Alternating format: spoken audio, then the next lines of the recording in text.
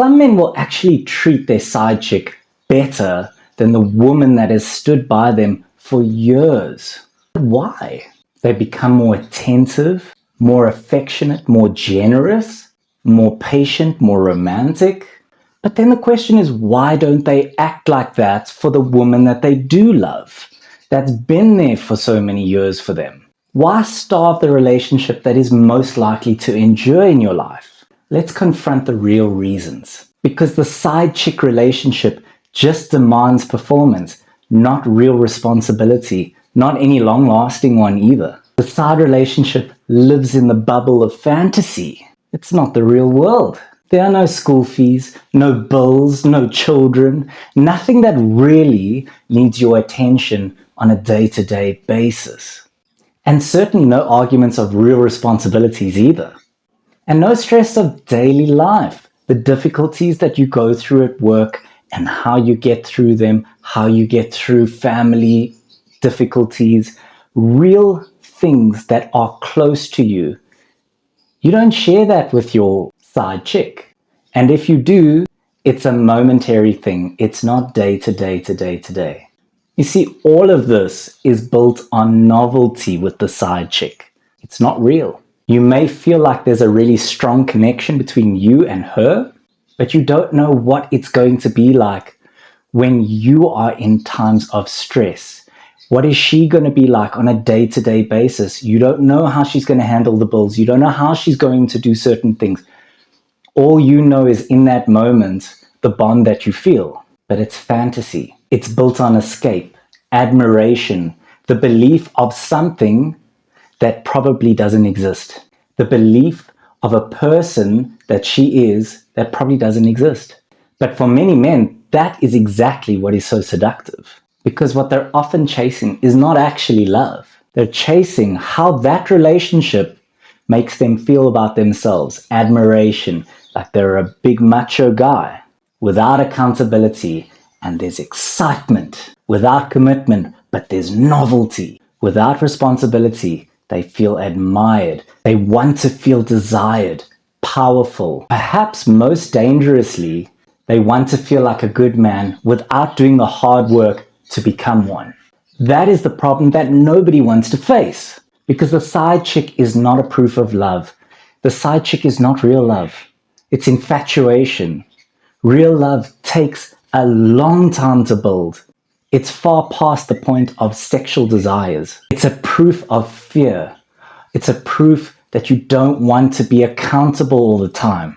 It's a fear of the responsibilities that you need to face on a daily basis. The fear of truly being known. The fear of being seen in the real realities of your life. Because real relationships will eventually expose you to who you really are. They reveal your weaknesses, your vulnerabilities, but also your strengths, your insecurities, your selfishness, your inconsistencies, your inability to sustain effort. But for some men, that sustained effort feels intolerable.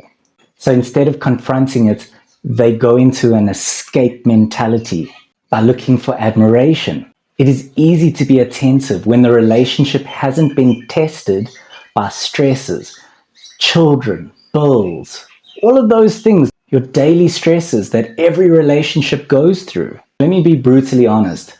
The side chick relationship shows a man that is trying to escape, that is trying to avoid accountability, and is looking for short-term rewards and to prove something that he actually isn't. Marriage rewards long-term character. Those are not the same thing. Not at all. Anyone can perform well for a short period of time. Anyone can appear patient, attentive, romantic, and even emotionally available in an environment that is about novelty and secrecy.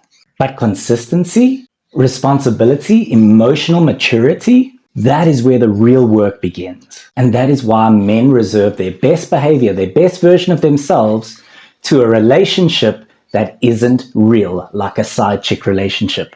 It is not because they love that woman. It is because marriage, partnership, real partnership requires sustained day in and day out effort to make it work. Not only when it feels easy either, but especially when it doesn't feel easy. And that is exactly where most relationships collapse. When a man really wants to escape, he doesn't necessarily prioritize the need for being loved. What he's looking for is admiration and trying to be a better man and trying all these different things, but it's not sustained. Because to continue this pattern is to gamble stability for vanity. Let's be honest, people throw away their best relationship just for that. Is it worth their marriage, their children, their financial stability, their peace, all for a temporary illusion? But to break this pattern requires something so much harder. To really look at themselves, sustained effort, consistency, accountability, and showing up for the woman that has stood by you and endured your life with you for years. Because the illusion of being a better man is easy, right? Actually becoming one, now that's where the hard work starts. Am I chasing admiration or am I trying to build strong character? That's what you got to ask yourself, because those two are very different things. I'm Byron Webler from Counselling. Let's get you back on track.